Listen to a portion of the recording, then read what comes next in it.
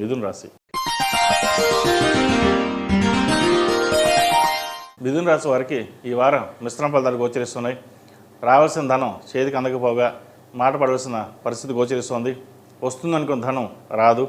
అప్పుల పాలు ఎక్కువ అయ్యే అవకాశం గోచరిస్తోంది. వాటి విషయంలో జాగ్రత్త తీసుకోవాలి. ప్రతి విషయాన్ని మీకు మీరుగానే పరిశీలించుకోవాలి. ఈ వారం ఈ రాశి వారికి అంత గొప్పగా లేదు. జన్మరాశిలో గురు సంచారం కూడా బాగున్నా ఈ వారం అంత అనుకూలంగా లేదని చెప్పచ్చు. అయితే దశమంలో శని వీరికి చాలా బాగుంది. వృత్తి ఉద్యోగాల పరంగా వ్యాపార పరంగా సానుకూల పరిస్థితి గోచరిస్తోంది. మంచి లాభాలు తెచ్చే విధంగా కూడా లేకపోలేదు. ప్రమోషన్ కోసం ప్రయత్నిస్తున్న వారు కొంత నిరాశ అని చెప్పవచ్చు. అయితే చేతి దాకా వచ్చిన ప్రమోషన్ చేయి జారిపోయింది అన్న మనోవేదన ఎక్కువ అవుతుంది.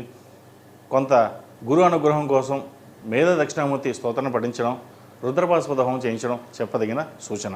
అలాగే భూ సంబంధించిన విషయ వ్యవహారాలు కావచ్చు, కళారంగాల వారు కావచ్చు, రాజకీయ రంగంలో ఉన్నవారు కావచ్చు, అలాగే సాఫ్ట్వేర్ ఉద్యోగం, చార్టెడ్ అకౌంట్స్, చిరు వ్యాపారస్తులకు ఈ వారం కొంత అనుకూలంగా ఉంది. అయితే వచ్చిన ధనాన్ని సద్వినియోగపరచుకోవాలి. ఒక రూపాయి వస్తే 10 రూపాయలు ఖర్చు అవుతుంది. అది ఎలా ఖర్చు అయిందో కూడా మీకు తెలియదు. ఇటువంటి విషయ వ్యవహారాల్లో జీవిత భాగస్వామి కావచ్చు, భాగస్వామితో కావచ్చు, ఒక నిర్ణయానికి వచ్చి డిస్కషన్ చేసుకుని ముందుకు వెళ్ళడం అనేది చెప్పదగిన సూచన. అలాగే సహోదరుల మధ్య ఉన్న విభేదాలు ఏవైతే ఉన్నాయో ఈ వారం సమస్య పోతాయి. బంధువులతో కలిసి చక్కగా దైవ దర్శనాలు చేసుకోగలుగుతారు. అయితే శుభకార్యాల విషయంలో కూడా కొన్ని కఠినమైన నిర్ణయాలు తీసుకుంటారు. వివాహాది శుభకార్యాలు ఒక కొలిక్కి వస్తాయి. ఎప్పటి నుంచో ఎదురు చూస్తూ ఉన్న సంబంధం కుదురుతుంది. ఇంతకాలం సంబంధాలు రాలేదే అనే బాధ కూడా సమస్య పోతుంది. ఒక మంచి సంబంధం కుదురుతుంది. విద్యార్థులకు ఈ వారం అనుకూలంగా ఉంటుంది. విదేశీ వ్యవహారాలకు సంబంధించిన విషయ వ్యవహారాలు చక్కగా ఉన్నాయి. అయితే వచ్చిన సీట్ని ఉపయోగించుకోవాలా లేదా విదేశాలకు వెళ్ళాలా, వేరే కంట్రీస్కి వెళ్ళాలా అనే ఆలోచన చేస్తారు. ఏదైనా సరే వచ్చిన అవకాశాన్ని సద్వినియోగపరచుకోవడం, సాధ్యమైనంత వరకు విదేశాలకు వెళ్ళి చదువుకోవాలనుకునే వారికి విదేశాలకు వెళ్ళడం అనేది చెప్పదగిన సూచన. మొత్తం మీద ఎడ్యుకేషన్ పరంగా వీరికి చాలా బాగుంది. అలాగే ప్రభుత్వ ఉద్యోగం కోసం ప్రయత్నిస్తున్న వారికి ఉద్యోగ అవకాశాలు చాలా వరకు బాగున్నాయని చెప్పవచ్చు. ఈ రాశిలో నిర్మించిన స్త్రీలకు విద్యా అవకాశాలు చక్కగా ఉన్నాయి.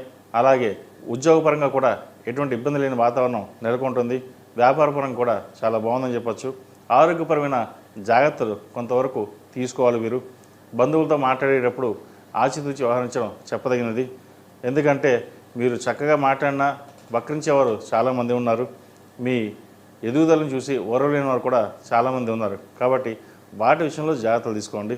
అలాగే బ్యూటీషియన్స్, కాస్మెటిక్స్, కళారంగాల వారికి ఈ వారం చాలా అనుకూలంగా ఉందని చెప్పచ్చు. ఎందుకంటే దశమంలో శని వీరికి బలంగా ఉన్నారు. దశమాధిపతి అయిన శని రాజకీయ రంగంలో ఉన్న వారికి మంచి పేరు ప్రఖ్యాతలు తెచ్చే విధంగా గోచరిస్తోంది. అలాగే తృతీయాధిపతి అయిన రవి వ్యయంలో చక్కగా ఉన్నారు. ఒక అవకాశాలని చేతిదాకా వచ్చి చేయి జారిపోయిన బాధపడకుండా మళ్ళీ అవి అవకాశాలు తిరిగి వచ్చే అవకాశం గోచరిస్తుంది.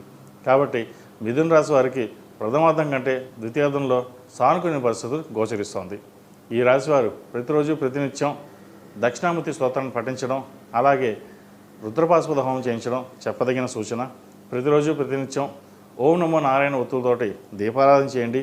అలాగే కుబేర కుంకుమతోటి పూజ చేయడం చెప్పదగిన సూచన. ఈ రాశిలో నిర్మించిన వారికి కలిసి వచ్చే సంఖ్య 4, కలిసి వచ్చే రంగు ఎల్లో. ఏదైనా పని మీద బయటకు వెళ్ళేటప్పుడు సోమవారం కానీ బుధవారం కానీ వెళ్ళండి. మంచి ఫలితాలు